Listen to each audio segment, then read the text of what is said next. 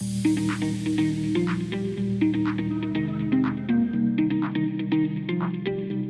everyone, and welcome back to the Leadership Project, where our vision is to inspire all leaders to challenge the status quo.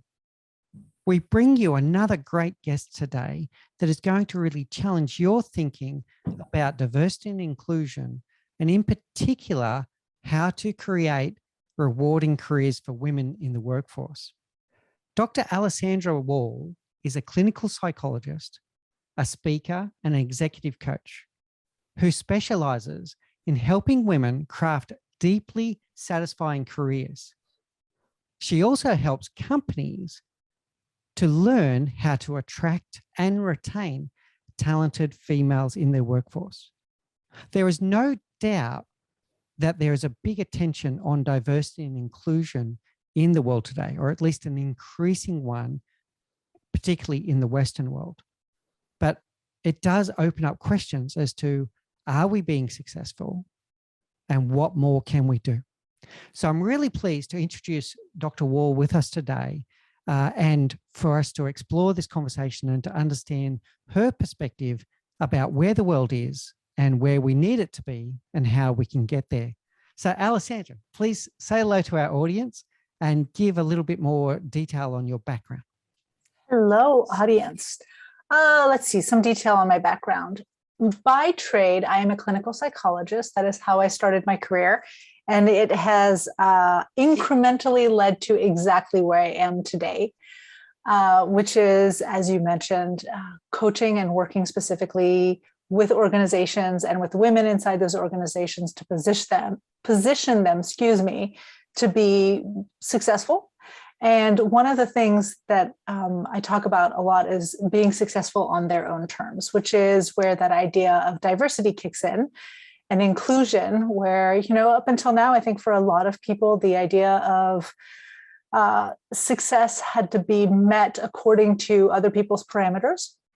And we're changing that slowly. I'll have to be honest. In my journey as a psychologist, I've worked for myself for all but maybe, if we can consider after graduate school, 2 years of my career. So I look at my journey as an ally for professional women to be very similar to the journey of men. That is, working for myself, I was always in a position of authority, always in control. I was the one calling the shots. And so although I spent hundreds, if not thousands of hours speaking with women about their stress and their challenges and their hardship, I didn't get it. For many, many, many years, I did not get it. And when I finally decided really to focus on women in the corporate world and women's careers and started doing the research, there was this click, this moment where I went from understanding and knowing the numbers to really understanding what women's lives were like professionally, and what those roadblocks actually meant for them and how they experienced them.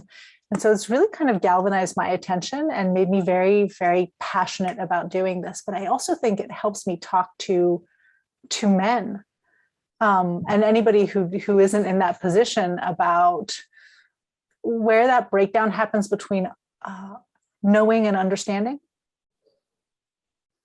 Can you tell us more about, you said that there was a specific moment where that kind of realization came through. Can we explore that a little bit more? So as I was mentioning, for me, the moment of realization really came when I started to delve a little bit deeper into the experience of women in the corporate world and professional women. So when I first transitioned into coaching, I actually did this very natural transition from therapy into life coaching. And I did that for many years, created a business that honestly was not very successful. But more importantly, and I think part of the reason it wasn't very successful is it wasn't a model that worked for me. So I took a 6-month hiatus, and during that 6-month hiatus, really stopped to think about who I wanted to work with, why I enjoyed working with them.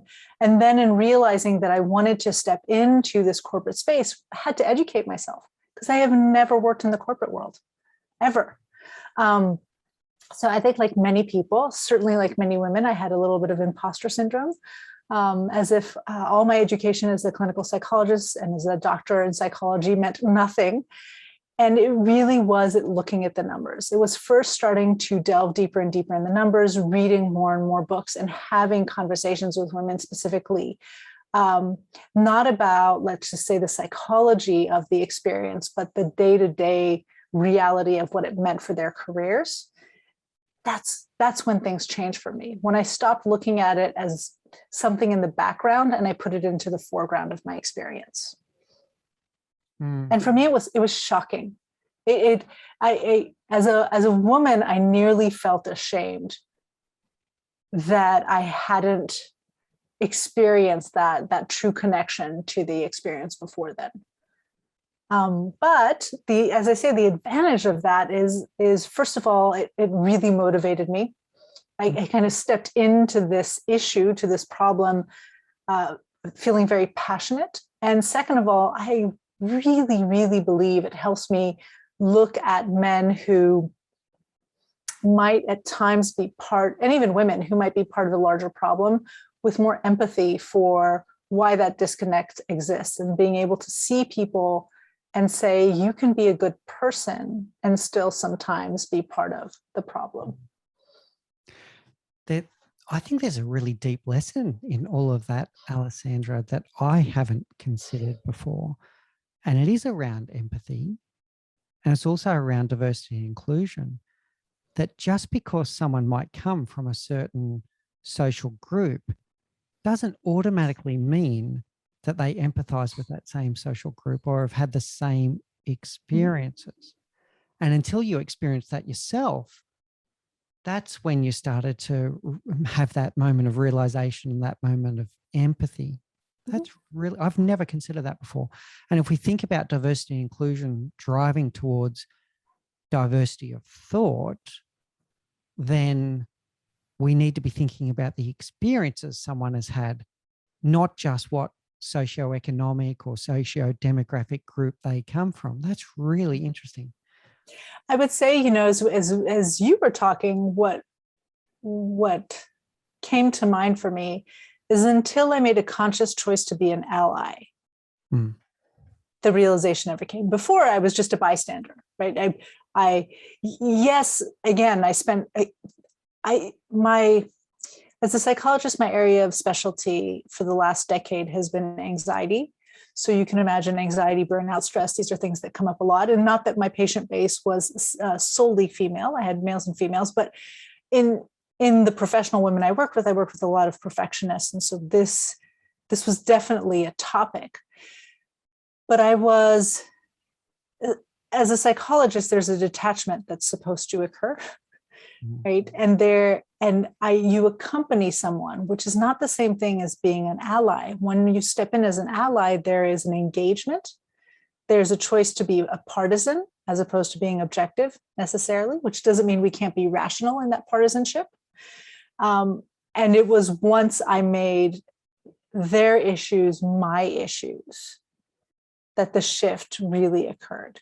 Because the truth is, it's very easy to pit men against women in the subject matter of gender, for example, and gender diversity and equality. But women are just as guilty as men of participating in, reinforcing, acting out systems that hold women back.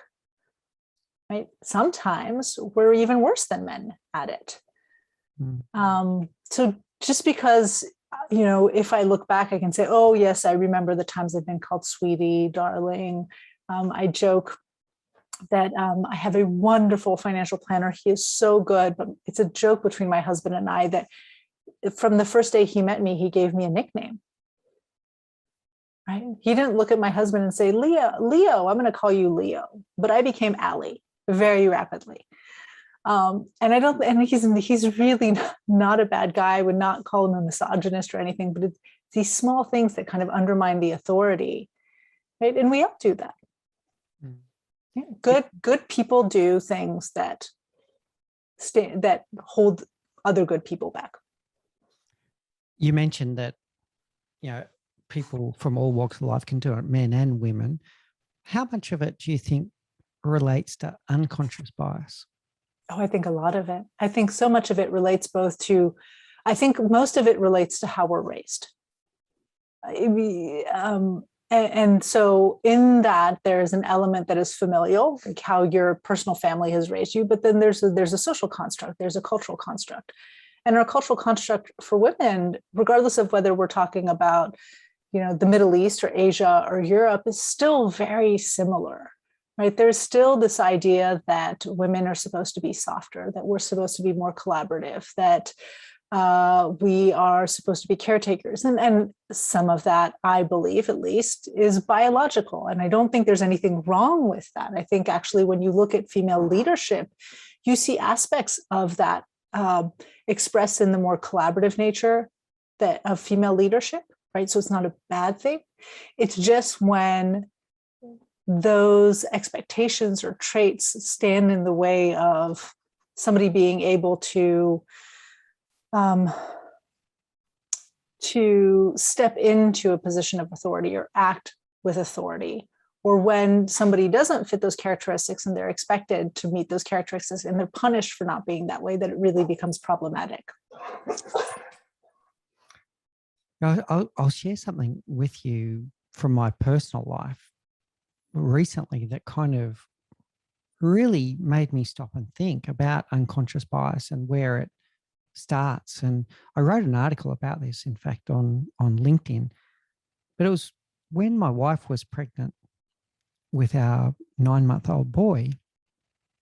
And when we went around and telling everyone that we were pregnant, and we did know the gender, not everyone wants to know or announces the gender to people, but we did know we were having a boy. And every single person that I said that we're having a boy with, oh, you must be so proud. And my instant reaction was, so I wouldn't have been proud if it was going to be a baby girl. And you could say that I'm overreacting, but there was a definite tone to it. They were believing, oh, you must be proud. It was something that really kind of knocked me back. And then I've become very aware of it since. I've been watching things like children's television programs like Cocomelon, and how quickly some of those stereotypes are being portrayed from the moment a child is born through to when they get into the workforce. What's your reflection on that?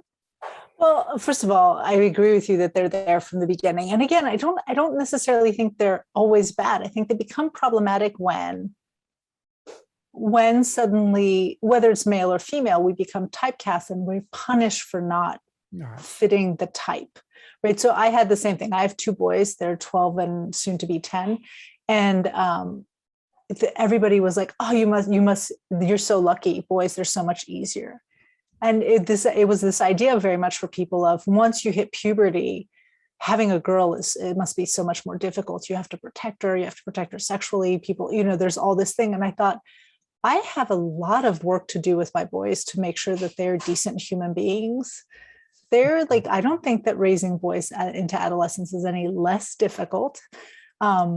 It's just different, right? The way we talk about exactly the same topics is slightly different. So yes, I definitely seen it. And again, I think it only becomes problematic when you have, so one of the ways in which we see what you're talking about is when you look at girls' friendship patterns and we talk about social aggression, like boys tend to manifest aggression physically. And I don't know if your oldest child is a boy or a girl, but you know that if you've ever seen little boys, it doesn't matter whether you're showing them aggressive TV or not. They will find whatever stick, shadow, piece of bread, and it will become a gun, right? It will become some kind of a weapon, a bow and arrow, a knife, a gun, it's fighting.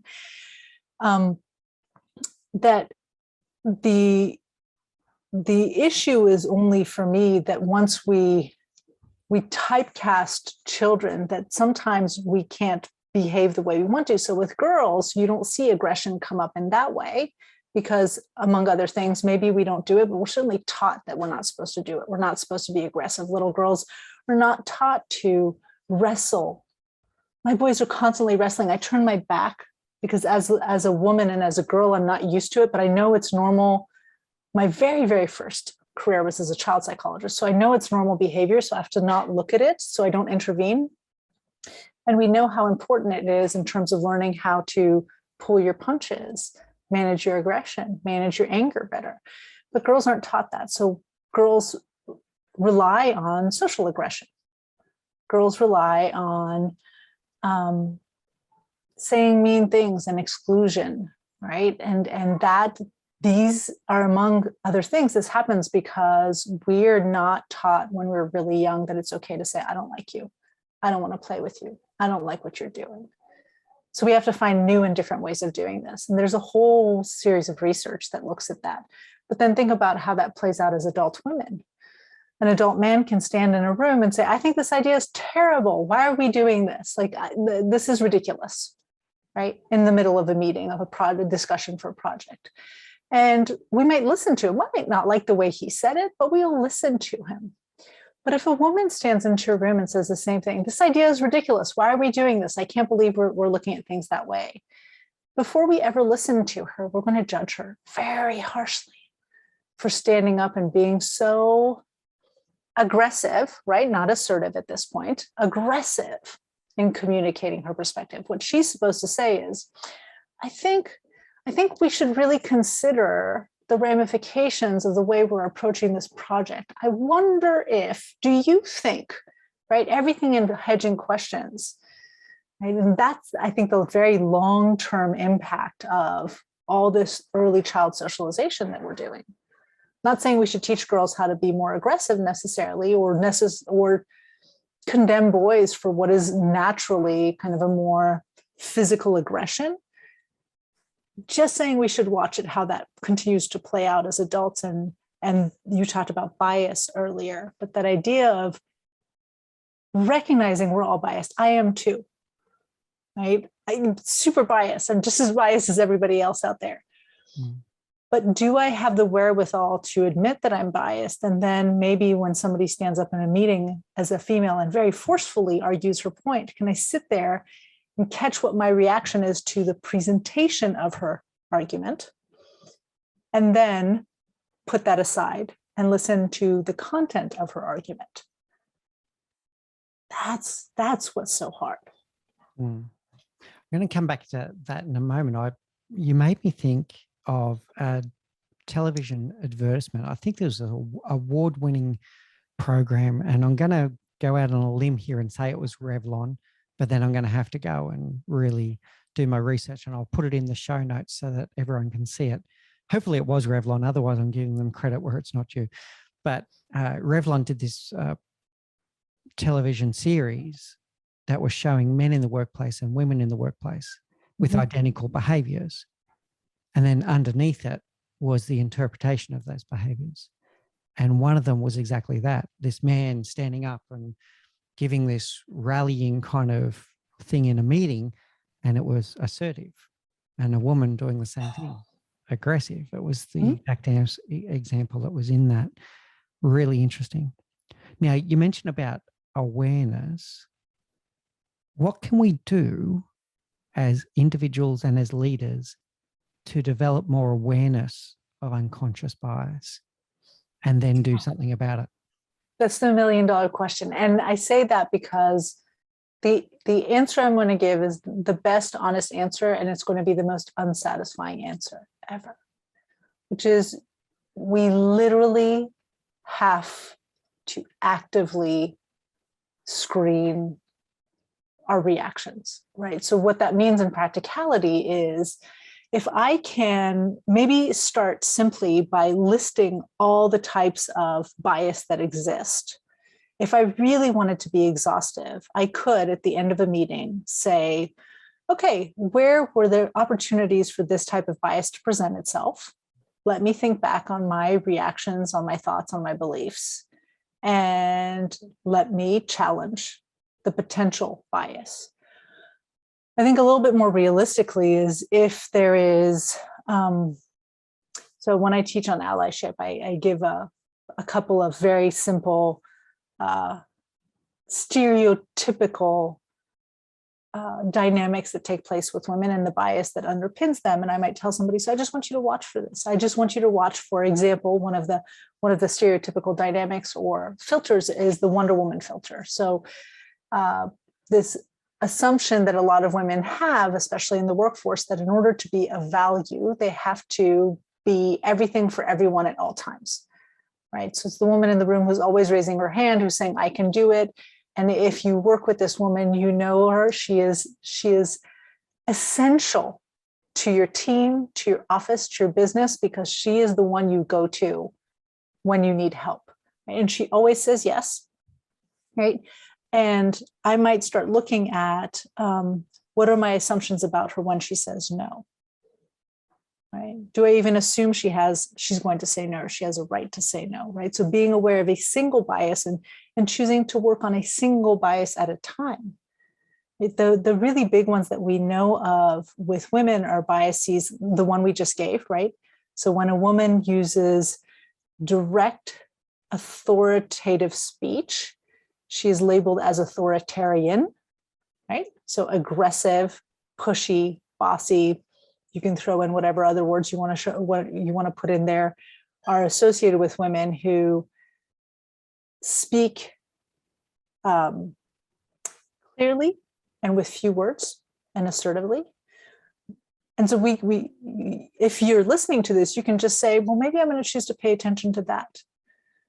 You know, how do I judge women who don't pad their language? What labels have I affixed to somebody in my office who is very ambitious and is open about her ambition? What is my reaction to an email that comes in, and instead of saying, hey, Mick, thank you very much for your previous email. I hope your weekend has gone very well. You know, in regards to your other point, here are my thoughts. By the way, I hope you have a wonderful week. Take care. Versus, hey, Mick, here are my thoughts. Let me know what you think. Right? I think it starts with just owning the fact that we're all biased. I don't care how unbiased you think you are biased. And then secondly, choosing one bias, one behavior, one type of interaction to work on at a time, instead of trying to be out of the blue suddenly aware of everything and open to changing everything. It's too hard as a human. That's really good advice, Alessandra. I'm going to take that away myself and think about what's the one I could work on at a time. I think that's any habitual thing is hard to do. So working one at a time is a very good approach. And I like what you said before about listening without judgment. That's also something that we can all work on for sure. I know, for example, as I do this work, I become more and more aware of typical biases, things that we see in research, or things that I hear from the men and women that I work with. And so one of the things that we know is if you put a man and a woman on a stage with equal education, background, knowledge, experience, and professional presentation, as an audience member, male or female, we will assume the man is more of an authority, more of an expert. Right? It just is. I know as a woman, that is something I have to fight. When I walk into a room, I still need to prove myself. I can't just say I am. I have to say I am, and here's how. Right. So a few years ago, I was hiring a new virtual assistant, and I was choosing among several candidates, and I had to stop because he kept on going towards this one male candidate. And I forced myself to stop and go, am I going towards him because he's a male, or am I going towards him because he's the most qualified candidate and the one with whom I have the best chemistry? Right? Because I think that's really important when you work with somebody, is see somebody I feel like I will be able to work with well. But just choosing to take that moment to pause. I think if we all did small things like that, we would be far better off. That doesn't mean that the bias won't express itself, but at least we're trying to become first more aware. Awareness gives us opportunity for change, then we can practice change. Very good. I think you're right. That awareness is a very good and an important first step. Coming back to your own transformation. So you've mentioned that you've had some moments of realization, etc.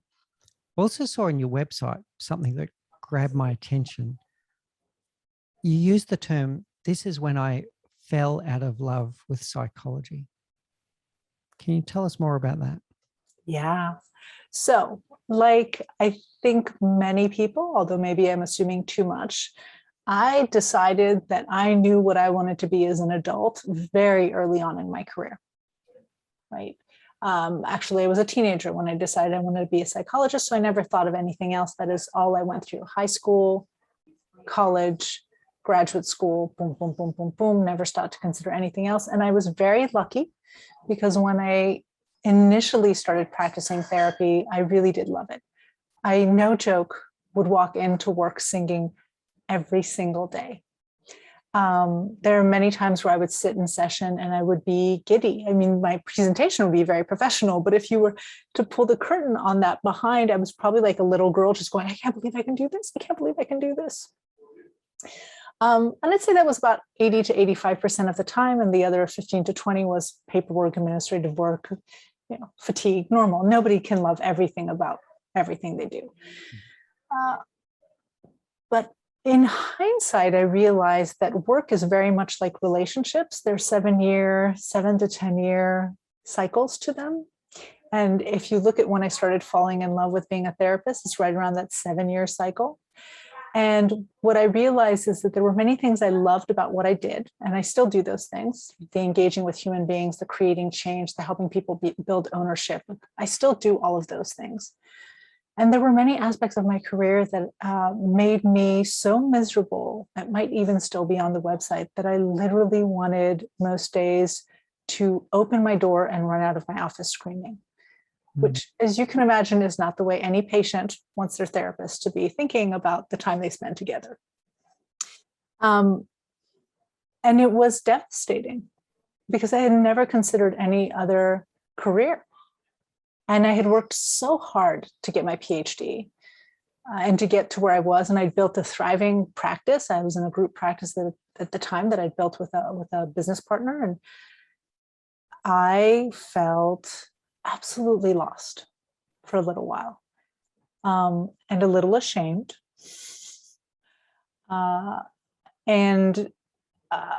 It took me nearly a year and a half to admit out loud that I didn't want to do what I had geared myself up to do for the last, 10, 15 years.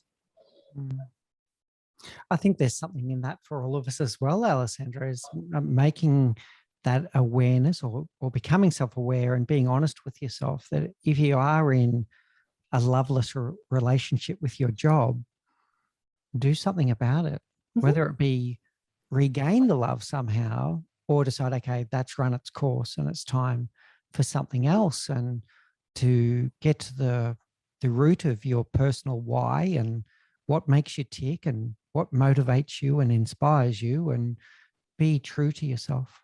Yep. We make, you and I both at this point have made the analogy to a romantic relationship because it is very similar.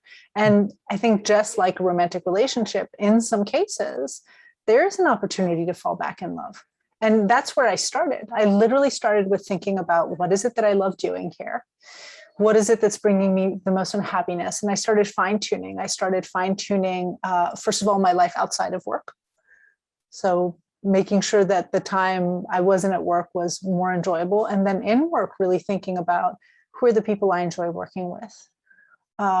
One of the things that was bringing me a lot of misery is I was trying to show up as Dr. Wall.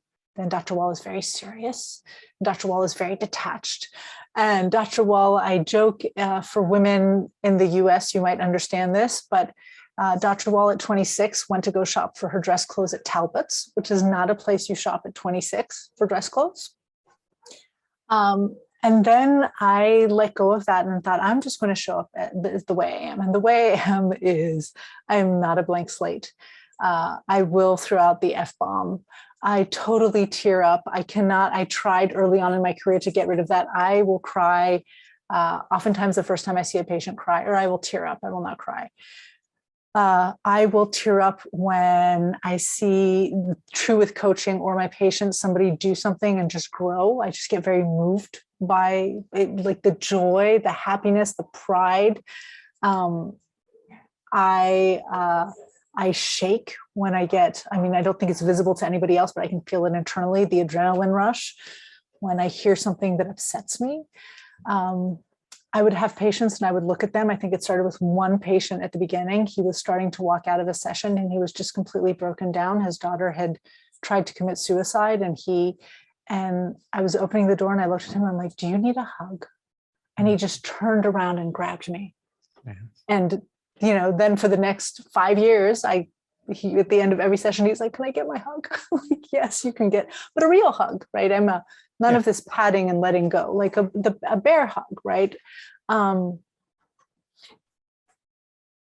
Choosing to approach my work on my own terms. So seeing the type of people I wanted to see, being really judicious about the clients I took on, the patients I took on, but also then owning who I was and presenting as myself, right? Not presenting as society's idea of what a strong professional psychologist should be, allowed me initially to show up so much more happily at work. Really, for a few years, I thought it was going to be enough, and it wasn't. And part of it is I love business. I love building business. There are a lot of limitations to being a psychologist. I can only do business in my state. The relationships I have with my patients are very limited. As a coach, I can have a multiplicity of relationships with my clients. I can work with people across the states and across the globe. I get to share my opinion, which I'm not supposed to do as much as I probably do as a therapist.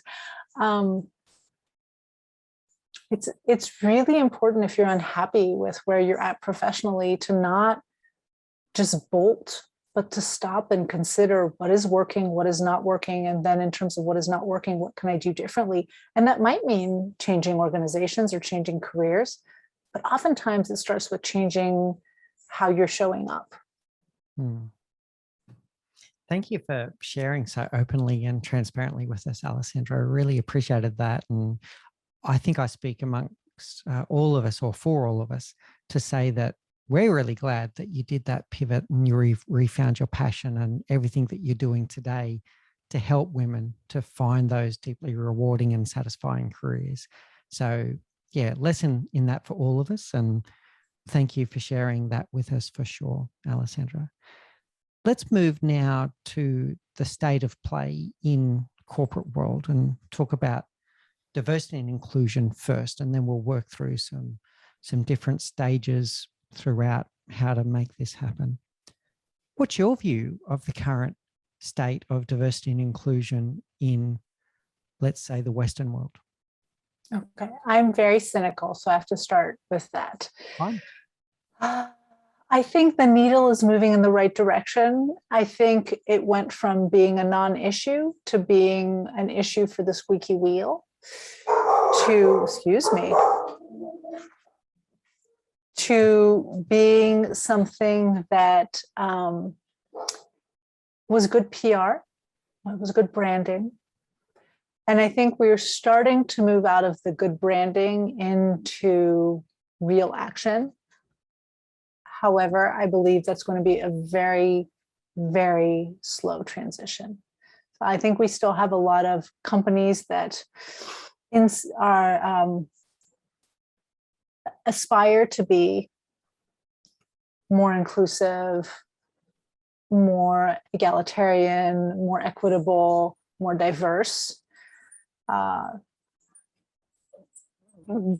it's going to take a lot of restructuring internally of organizations to actually get there. And I don't think many companies yet are willing to do the real work that is required and invest the money. It's expensive to change a system. What I've seen is I think we have made some movement. We've gone in the space of, let's say, the last decade, from a situation where a CEO would stand up at a town hall meeting or some kind of gathering of the business, or even with shareholders, and stand up on a stage and declare just how important diversity and inclusion is. And if you challenge them to the side and ask them, so what do you think it actually means? The deep meaning of what it actually meant wasn't there. It was just rhetoric. It was something that maybe their HR department had scripted for them or something like that. It wasn't really there. I feel like that's starting to shift, but not universally, is my current view. Certainly, I keep on referring to the Western world. We should also keep an eye on that what we think is happening in, let's say, North America or in Australia or in the UK isn't necessarily representative of what's happening in all parts of the world as well. So there's others where maybe even the first steps have not been made. So for the audience at home, what do you believe diversity is and why is it important? I just had the conversation about this morning with doing a panel on male allyship. So we're talking about why allyship is important. I think there are a couple of reasons why first question, what is diversity? I think at its baseline, diversity is just what it sounds like. It's having people in your organization who represent different backgrounds, different ideas, different ways of operating, and being able to bring those ways of operating, those ideas, those backgrounds into the operations of the system. And it's not enough, it's going to date me, but that's okay, because I think you and I are around generationally the same place. It's not enough to have the United Colors of Benetton here and have a beautiful advertisement, right? The idea is to have all that diversity that might be visually present in the demographic makeup of your workforce actually show up in how you run meetings, operate your business, create new services or products. Right. So it's we're seeing a lot of push for diversity in terms of bringing people who look and think differently. I don't think we're yet at the place where organizations have figured out then how to take that demographic diversity and bake it into the operations. So we're still doing things very much the way they've always been done. Now, the value of that is what I just said, because the world is a very diverse place. If you're thinking of it if we move away from the humanity of it, right? The importance just as humans of coming together and the basic human value of creating a more equitable space. From a business standpoint, it makes so much sense. The more diverse your workforce is, the more innovative they are, the better they will be at being able to create products or services or market those products or services to the right audiences or to multiple audiences in different ways. Like financially, it makes so much sense. And it's unfortunate, but not unforeseen, that is really, I think, what needed to be expressed to companies before we started seeing that shift. But why not also acknowledge it? Like, it's good business. Yeah, fully agree. And I've seen that firsthand in our industry. When you get those different diverse minds in a room, we uncover things that we would never have thought of if we didn't have a diverse set of thinkers in the room, without any doubt, whether it be uncovering more about the problem space or uncovering more ideas as to how to solve that problem. It pays for itself no end. Not to mention it's the right thing to do, but there's definite business benefits in this. Of course, the downside is the more perspectives you have, the more difficult it is to come to a decision. And I was going to say consensus, but sometimes you can't decide by consensus, right? That's not always the right way to lead. So, but the more difficult it is to come to a decision. And that, I think, is part of when we look down the road at building inclusions in organizations. And I don't have the answer for how to do this, by the way, but in addition to teaching people how to listen to one another better and take each other seriously, hear each other, we're going to have to learn how to then work with way more data to come to the same types of solutions or answers. The key there about what you said earlier about putting your biases aside, being aware of those biases, and then listening very openly, listening with an open mind, listening without judgment.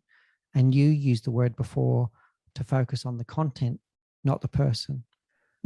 That's probably something that we all need to think of as well.